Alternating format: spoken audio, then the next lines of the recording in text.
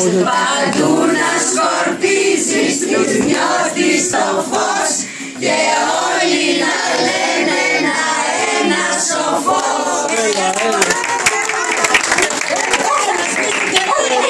Έλα, Αλέξανδρε. Δέσποινα, θέλω να κάνεις το κερί. Έλα. Φύγε από εκεί, φύγε από εκεί.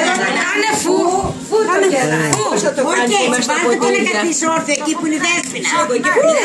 Έλα, βάλ' τον εκεί, βάλ' τα πιάτα από εδώ, βάλ' την τούρτα κοντά. Όταν δουλεύουνε, δεν λειτουργούνε. Έλα να κάνεις φου το κεράκι.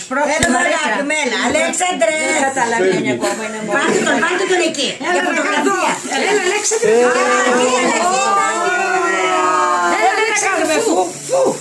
Έλα, φου. Έλα. 1, 2, 3. Κοιτάει εδώ. Έλα εδώ, έλα.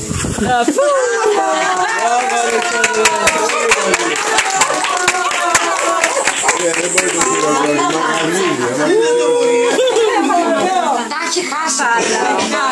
Ποιο παιδάκι τα κάνει. Και πρώτα τι μεγάλωσε. Κάνε παλαμάκια.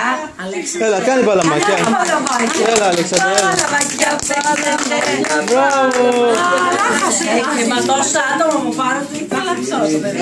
Εγώ τον είχα προετοιμάσει, του λέω Χρόνια πολλά, Αλέξανδρε, δώστε το να σβήσει το παιδί, να δούμε, έπρεπε πιο μπροστά.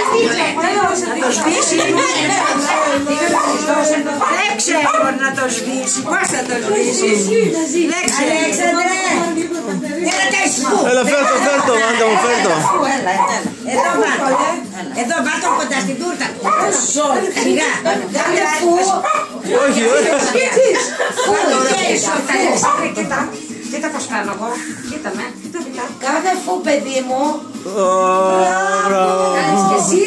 Δεν θα κάνει. Θα κάνεις. Τι να σου πω. Πώς θα κάνεις. Πώς θα κάνουμε στο κερί.